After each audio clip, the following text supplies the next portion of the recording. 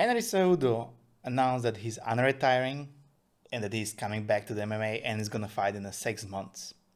Then we have another news in the bantamweight division, and that is Aljamain Sterling versus TJ next. Great fight. Let's see. Let's jump into it and let's see what's happening. Aljamain Sterling beat very closely Petr Yan. We all, the odd makers had crazy odds in favor of Petr Yan. We all thought that Petr Yan is going to win after we've seen the first fight and now how it ended and how Aljo was gassing out towards the end. But I knew all the time and also spoke about it that Aljamain Sterling is someone that you should not just forget about, because like his ground game is pretty solid and he's so big for the division. The way he dominated Corey Sandhagen was just impressive, and it's not like Petr Yan was just beating the shit out of him in the first fight. He was landing a lot of takedowns, a lot of trips, but it's not like Petr Yan was basically just beating his ass in. So Aljamain Sterling just basically defended, or I would say he just won. As the first disputed champ ever, he just won the bantamweight division title. But what's next? Petr Yan says like, hey, I want a trilogy, but Aljamain Sterling wants to move on, which I know, props to him, because Petr Yan is a tough fight for anyone. And Aljamain Sterling called that TJ Dillashaw, and that cannot be an easier fight for Aljo. Let's think about it. TJ Dillashaw, first of all, is the only person who can make Aljamain Sterling a fan favorite. There is not another fighter that is basically more snake-ish or more hated than a freaking TJ Dillashaw. The dude literally popped for steroids, and fighters didn't like him back in his career. No one really liked him. It's just like he's the only guy who can basically revive Aljo's. How would you say it? Help Aljo become a fan favorite and for fans actually to start liking him. And I believe just because of that single fact, the UFC should just move on with that fight. And also, I believe that Aljamain Sterling can dominate TJ Dillashaw in the grappling exchanges.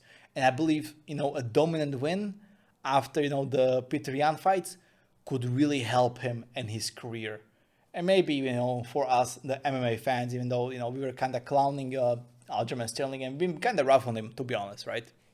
So Aljamain Sterling needs the tough fight. It's like tough fight, which TJ Dillashaw is tough fight for everyone. But in regards to the skill set, let's not forget that TJ Dillashaw had like 2-year break because of the PEDs use and because he was caught. And also, he never fought a grappler. Think about it. TJ Dillashaw didn't have a single solid high-level grappler against him during his entire career. So he is dominantly a striker. And Aljamain Sterling just fought the best striker in the bantamweight division in Petr Yan. So if Aljamain Sterling can hang in there with Petr Yan, I think it should be a no problem for him to just demolish TJ Dillashaw. But then we have Henry Cejudo jumping into the mix. And who's gonna Henry Cejudo fight next?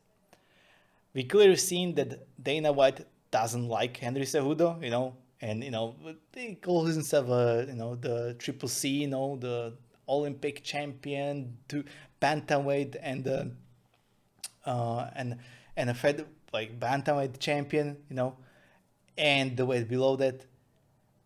It's just he is also a legit guy. People should not forget that Henry Cejudo fought a bunch of killers. He fought Mighty Mouse, lost, and then won a razor-close split decision to him, which, even if you fight a close match with Mighty Mouse, is a prop to you. And then he finished a bunch of killers. Like, he finished Marlon Moraes when he was tearing up everyone in the division. Then he finished Dominic Cruz, and he finished TJ Dillashaw when he was doping EPO. and not just knocked, like he didn't submit them, he knocked them the fuck out. For a smaller division, for a smaller guy to knock someone out while having the props of being an Olympic wrestler, an Olympic gold medalist. That's a real killer. That's someone who shouldn't have a tune-up fight, as Dana said. And Dana's a little hypocritical here because because he said like, oh, the Twitter will not get you fights. But he's a business owner, and of course, the Twitter gets fights to Conor McGregor, Nate Diaz, or even John Jones. So why shouldn't it apply to Henry Cejudo? I think the problem is that basically Henry Cejudo just wanted too much money. It is always about the money at the end of the day. But Henry Cejudo does need someone solid. I don't think that they will put him against Aljamain Sterling. That will be a great fight because we've seen someone with explosive power in his hands and wrestling to basically mitigate Aljamain's grappling game. So we could see if Aljo really is a championship-worthy caliber. But who should Henry Cejudo fight next? He needs a big name. I think so I would say there's two ways how to go about this. I believe that UFC can either make TJ Dillashaw versus Aljamain Sterling title fight, and then I would put Henry Cejudo against Petr Yan. That will be a fucking solid fight to see if Cejudo is really for real. Or I would make a trilogy between Petr Yan and Aljamain Sterling, and maybe not TJ Dillashaw against Henry Cejudo because Henry already finished them, right? But Corey Sandhagen versus Henry Cejudo sounds like a freaking good fight to me. What do you think, guys? Who should Aljo fight next? Does he win easily against TJ Dillashaw? And who should fight Henry Cejudo next? Because Henry Cejudo, people forget, people remember all the cringe and everything, but he is a solid killer, especially for his size. So what do you think? Let me know down in the comments below, and I will see you next one. Cheers.